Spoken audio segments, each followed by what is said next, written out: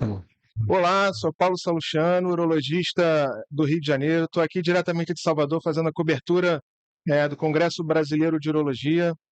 Estou aqui com o professor Ubirajara Ferreira. O professor Ubirajara é coordenador do Departamento de Urologia da SBU Nacional e também professor titular da Faculdade de Medicina da Unicamp, né? Eu queria aproveitar, perguntar para o professor que a gente tem visto muitas aulas sobre novas tecnologias, né? Por exemplo, métodos de imagem, a genética no câncer de próstata, por exemplo. A minha pergunta é com relação ao câncer de próstata, né? Em relação ao PET-PSMA. A gente hoje tem essa temática também de custos. Qual é o cenário em câncer de próstata onde você acha que o PET-PSMA possa ter um melhor valor e para a gente, como urologista, possa solicitar com mais importância para os nossos pacientes? Bem, Paulo, obrigado pela oportunidade de falar sobre esse assunto importante. O PET de PSMA, ele veio ajudar muito na resolução de problemas que nós temos no diagnóstico da recidiva do câncer da próstata. Então, nesse cenário em que você fez uma cirurgia, fez uma radioterapia com intenção de curar o paciente, às vezes esses pacientes não se curam e começam a ter o que nós chamamos de recidiva bioquímica, o PSA começa a subir. Esta subida do PSA nem sempre é a recrudescência do tumor. Pode ser, por exemplo, um resto de próstata que você deixou na cirurgia, pode ser algum outro motivo.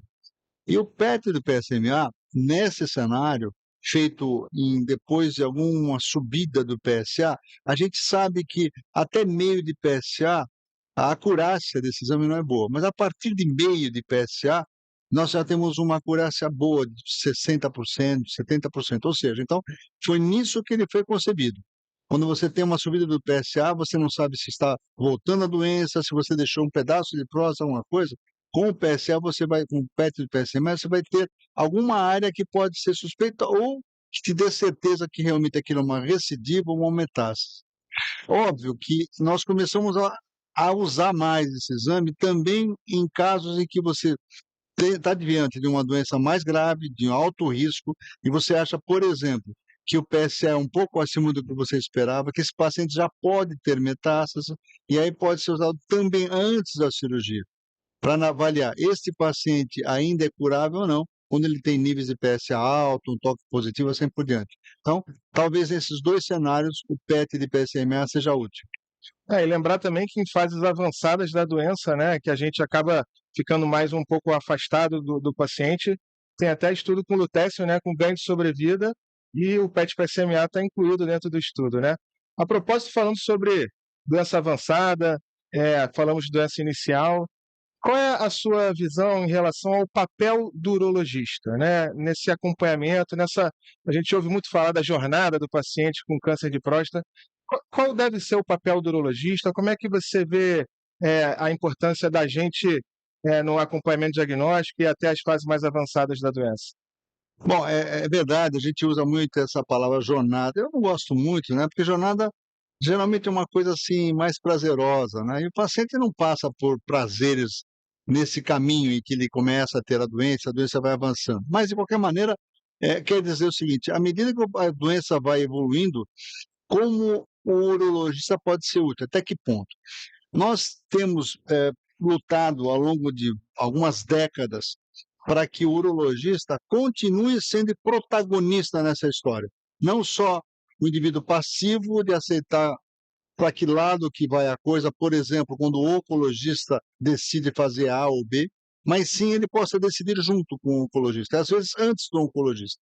Então, nós chegamos à conclusão do seguinte: no cenário hoje do câncer de próstata, o uro-oncologista, ou seja, aquele indivíduo que não é só um prático licenciado, ele não quis só aprender como é que faz cirurgia, ponto final.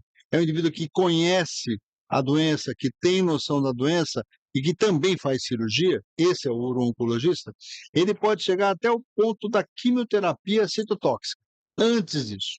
Então ele pode fazer a cirurgia, fazer diagnóstico, ver quem é o paciente que pode, por exemplo, fazer um segmento sem operar, né, tal da o acompanhamento vigiado, aquele que merece uma radioterapia, indicar ou discutir junto com o radioterapeuta, aquele que faz a cirurgia, aquele começa ter a recidiva bioquímica e até o momento da metástase mesmo, as poucas metástases. Isso ainda é papel do urologista, porque ele pode fazer a cirurgia, dar um agonista para esse paciente que está começando a ter doença fora da próstata, ou fazer a orquiectomia, e ainda mais, além do agonista, ele pode entrar com essas novas drogas, os novos antagonistas periféricos, né?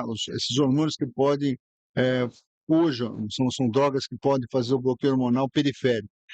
Quando entra no momento de metástases mais avançadas e já não responsivas ao bloqueio hormonal, nós chamamos resistentes à castração e com sintomatologia, aí sim, que já é o cenário apropriado para uma quimioterapia, aí seria com o oncologista. Mas óbvio, sempre a gente ter uma noção de interdisciplinaridade, Claro. sempre fazer a coisa com um grupo de decisões, mas o urologista tendo um papel fundamental, não sendo aquele indivíduo que vai O tocar meio de campo, no meio de campo. faz o meio Isso de mesmo. campo.